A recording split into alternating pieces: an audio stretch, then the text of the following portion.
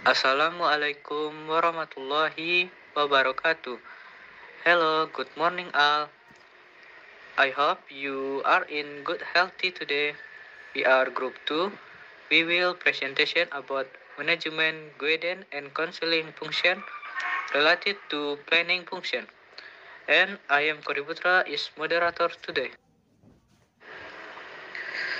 The member of group 2 namely Dina Amelia, Hidayah Fitri, Isra Febrika Milasari, Kori Putra, and Zahra Nisrina Afifah.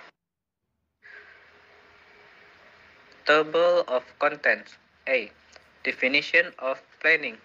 B. Effective planning. C. Type of planning. D. Planning step. A. Definition of planning. Pengertian perencanaan. According to Malay SPH Sibuan, planning is the process of determining goals and implementation guidelines by choosing the best from the existing alternative.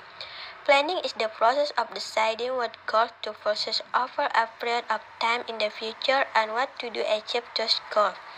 Menurut Malay SPH Sibuan, perencanaan adalah proses penentuan tujuan dan pedoman pelaksanaan dengan memilih yang terbaik dari alternatif-alternatif yang ada. Perencanaan adalah proses memutuskan tujuan-tujuan apa yang akan dikejar selama suatu jangka waktu yang akan datang dan apa yang dilakukan agar tujuan-tujuan itu dapat tercapai. Okay, B. Effective planning. First, starting from the political views and government goals. 2. A plan develops a strategy aimed at achieving these goals. 3. The plan is sought to provide a centralized and consistent coordination of principles and policies. 4. The plan covers the entire economy. 5. To achieve it maximally and consistently. 6. A plan usually covers a period. Perencanaan yang efektif. Perencanaan efektif adalah perencanaan yang didasarkan pada fakta-fakta dan informasi yang tidak dengan dasar emosi dan keinginan. Karakteristik perencanaan yang komprehensif adalah sebagai berikut. Yang pertama, dimulai dari pandangan politik dan tujuan pemerintah.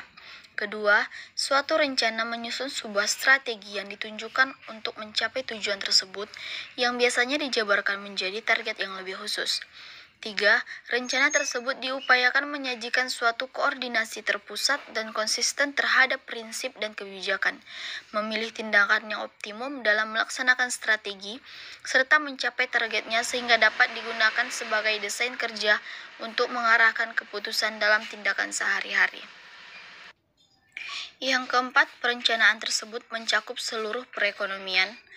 Yang kelima, untuk mencapainya secara maksimum dan konsisten. Yang enam, suatu rencana biasanya mencakup periode, katakanlah 5 tahun dan secara fisik ditunjukkan sebagai suatu naskah perencanaan jangka menengah yang mungkin saja berhubungan dengan perspektif rencana jangka panjang dan dilengkapi dengan rencana tahunan. Types of planning. Stoner and Wankel 1986 classify plans into two main types, namely as follows. Stoner and Wankel tahun 1986 mengklasifikasikan rencana menjadi dua jenis utama, yaitu and first, strategic plans. Yang pertama, rencana strategis. This plan is designed for the broad purpose of the organization, namely to carry out the mission which is the organization sole reason for existence. Rencana ini dirancang untuk tujuan organisasi yang luas, yaitu untuk melaksanakan misi yang merupakan satu-satunya alasan kehadiran organisasi tersebut. Number 2, operational plan. Yang kedua, rencana operasional. The operational plan provides a description of how the strategic plan will be implemented. Rencana operasional memberikan deskripsi tentang bagaimana rencana strategis yang dilaksanakan. Next, the types of planning according to the process. Selanjutnya, jenis perencanaan menurut prosesnya. First, policy planning. Policy planning yaitu rencana yang memuat kebijakan-kebijakan tentang garis besar atau pokok yang bersifat umum. mengenai apa dan bagaimana melaksanakan kebijakan tersebut. 2. Program planning. Program planning yaitu perincian dan penjelasan pada policy planning. 3. Operational planning or work planning. Operational planning atau perencanaan kerja, yaitu perencanaan yang memuat hal-hal yang bersifat teknis seperti cara pelaksanaan tugas agar berhasil mencapai tujuan yang lebih tinggi. Next, types of planning according to the time frame. Jenis perencanaan menurut jangka waktunya. And the first, long range planning, yaitu perencanaan jangka panjang yang dalam pelaksanaannya membutuhkan waktu lebih dari 3 tahun. 2. Intermediate planning. Intermediate planning yaitu perencanaan jangka menengah yang waktu pelaksanaannya antara 1 hingga 3 tahun. 3. Short range planning, yaitu perencanaan jangka pendek yang waktunya kurang dari 1 tahun.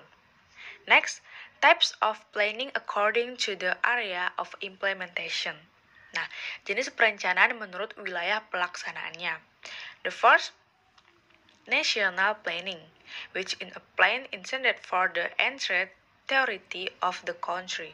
National planning itu rencana yang diperuntukkan bagi seluruh wilayah negara. 2. Regional planning, which is a plan for the area. Yang kedua, regional planning yaitu rencana untuk suatu daerah. And 3. Local planning, which is a plan for a very limited area.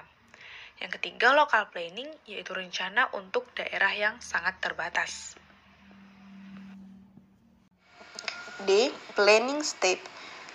According to Handoko and Rizka's teaching material, there are several stages that must be faced in planning something, namely 1. Setting a goal or set of goals. 2. Formulate the current stage. 3. Identify all facilities and obstacles. 4. Develop a plan or series of activities to achieve goal. Langkah-langkah perencanaan menurut Handoko dalam bahan ajar Rizka ada beberapa tahap yang harus dilalui dalam merencanakan sesuatu, yaitu 1. Menetapkan tujuan atau serangkaian tujuan. 2.